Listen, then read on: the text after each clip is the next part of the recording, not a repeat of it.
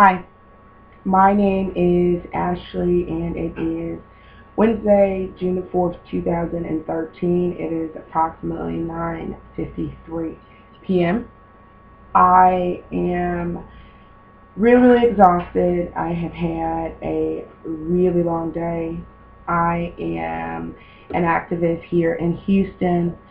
What we have here in Houston is a Hi Tech Transnational terrorist group that is using some type of energy weapon to torture, terrorize, and stalk people here.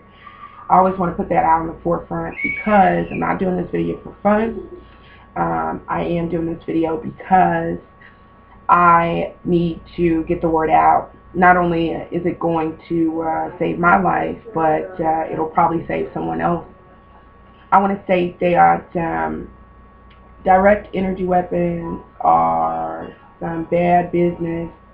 So imagine what they are for a organization that has no conscience.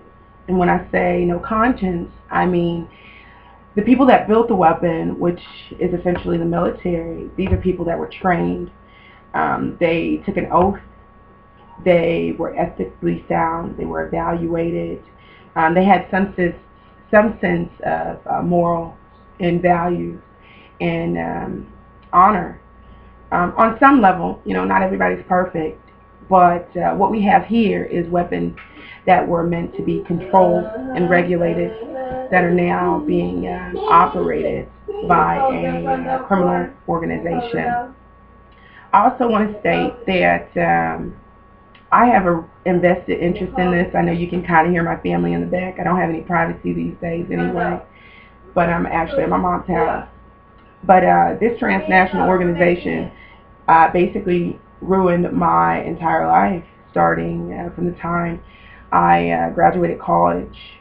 When they hacked my computer, I know you'll probably check out the other video where I do make that statement. But one of the things that they promised was if I reported them to the police, they would ruin my family, ruin my life. They also said some other things that I recall, which is that I would stand alone, being one of the significant ones. And I also remember them stating that they would have me cowering in a corner and nobody would be able to help me. And there would be nowhere to hide. At the time, I definitely didn't know what that meant. Today, obviously, it was threatening me about the energy weapon that they would be attacking me with, that I would not be able to defend myself from, I would not be able to outrun or hide from, I would not be able to go in any environment without them being able to penetrate the surface. They can penetrate walls. They can send these I want to call it magnetic pulls. It's almost like a vacuum is pulling toward the ground. In addition to burning, and in addition to penetrating even the smallest orifices of the body and the skin, if that is even a word. But what they did to my family is unbelievable. First, I want to state that I am one of 4 children, 3 now. My eldest sister died of cancer in 2005, but my nieces and nephews, well, my niece and my 4 nephews were raised with me. My mom raised us all, so there's about like 9, 10 people that my mom raised a single parent. And not really, didn't have a lot of money, all that other good stuff. But when this started in 2008, my nephews were all except for one, were all under the age of 18 and probably under the age of 16. My niece was pretty young as well. They were all babies. Maybe one was a teenager at that time. The rest were preteens and younger, 10, maybe 11. Now, people don't know the extent of the crime that's being committed against me. When I say, I talk about the direct energy weapon that they're using to physically torture me, but they are also using other torture strategies that you can't put under ultraviolet light and see the burn markings from. The scars are, essentially our lives, their lives, my life. When I say psychological, there are a number of ways to kill someone without actually having a gun, having a knife, or having a physical weapon. Bless you. Go sleep. Thank you very much. You can, you can ruin them physically. You can ruin them mentally. You can run them crazy. You can exhaust them. You can ruin them financially.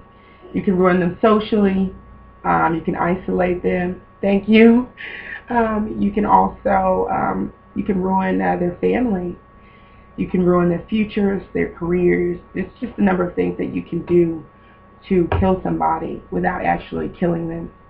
These people are, thank you very much, and that is my great nephew. These people are highly advanced in every aspect of torture and psychological warfare. The device that they're using allows them to transmit audio. They are using some device where they can transmit and receive audio. So that means essentially that they are able to, I guess, attach or tap into free, is what I'm going to call them, free radio waves. And these radio waves, I want to say, exist in every environment that we're in, or sound waves or something. I'm not really a techie, but whatever it is that exists in each environment that we're in, they're able to transmit, sound. Now, if you focus on that ability, which is also a very dangerous thing, that means that they can eavesdrop in any environment, whether it be law enforcement, whether it be somebody's home, whether it be somebody's car, wherever they, I guess, have the coordinates to or the location to. So that means there is no such thing as privacy when it comes to these people having this type of equipment.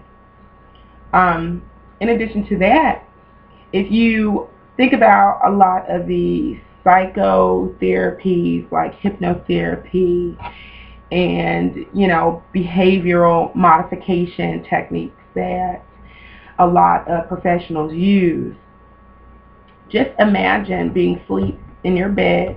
This is my experience, and I've seen them do this as well, and having a group of individuals that you cannot physically see but hear giving you commands.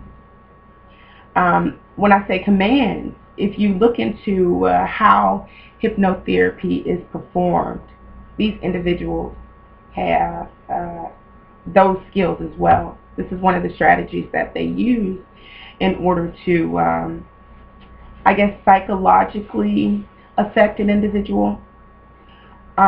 This is dangerous for a number of reasons. For all of those people that do not believe that hypnotherapy exists, do your research. It is considered a valid. It is considered a valid form of psychotherapy. In addition to that, they also have this weapon that is capable of affecting your mood and behavior. We have various areas in our brain for specific reasons. You have an area where if it's tapped, say if you were going to get surgery, you were going to a neurologist and they opened your head up and they wanted to see where your vision was. They tap an area of your brain.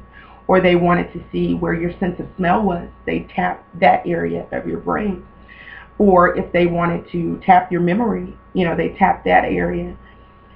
So what I'm saying is, these individuals have the ability to do the same thing. It's just they don't have to open your skull up. They also have a device that is capable of capturing your X-ray. I know that sounds a little bit far-fetched, but if you do your research about sonic wave devices and other equipment, then you will find that this technology is capable of not only creating visuals, ultrasound devices, You also have X-ray devices, infrared technology, and things of that nature. Even though I'm just throwing random things out right now, I want to just state that these people aren't just, running around here burning people, intimidating them into doing things. They are playing this black market game that includes psychological, physical torture, terrorism. When this first started for me, they did a lot of sleep deprivation. They did a lot of isolation. They did a lot of things. The reason that I bring that up is that, as I was talking about earlier, when it came to my nephews or my family, what they were able to do. They were kids, and they were really good kids, and they all had behavioral disorders. I recall, and I'll give you this example, one of my nephews being asleep on the living room sofa. And I remember walking into the house, and, my nephew was like 9 or 10 or something. And he was a good kid before that.